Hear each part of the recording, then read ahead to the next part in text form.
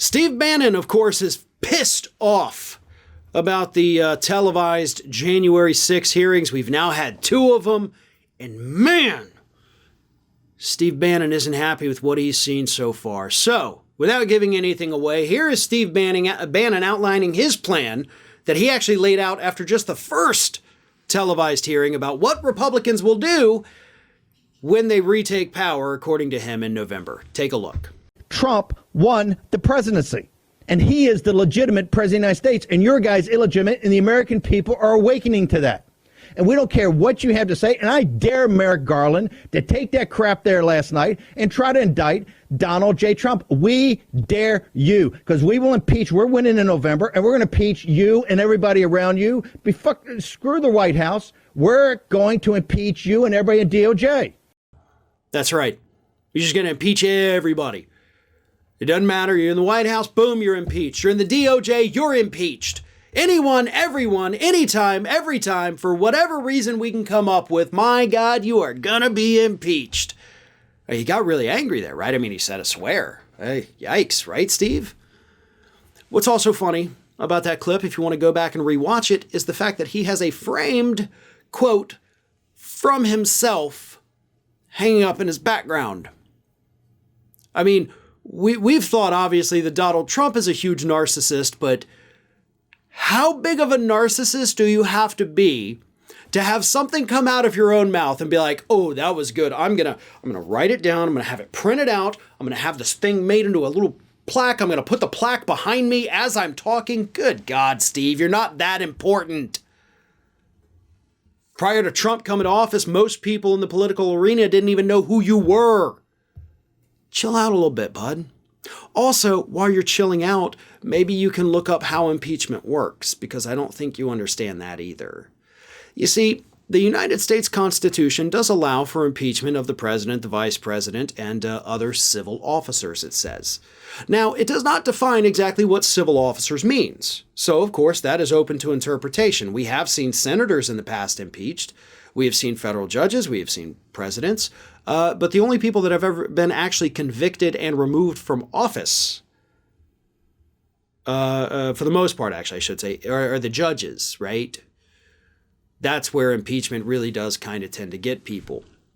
But again, Constitution not really clear on what constitutes a civil position or civil officer, so I'm not sure how that's going to work at the DOJ. You could probably get, right, the Attorney General, that is an appointed position, but I think beyond that, man, it's going to be a bit of a stretch.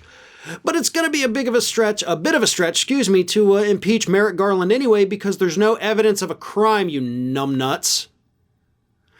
That's what gets me about these Republicans. Everything is impeach, impeach, impeach, impeach, impeach, impeach, impeach. And by the way, for the record, I did call out the Democrats who were calling for Donald Trump's impeachment before we actually had evidence of crime. Okay, you can go back, look at my old videos on Ring of Fire from the summer of 2017, 2018, when you had Democrats that were filing articles of impeachment. I talked about how stupid that was. And I'm going to say the same exact thing here because it is stupid.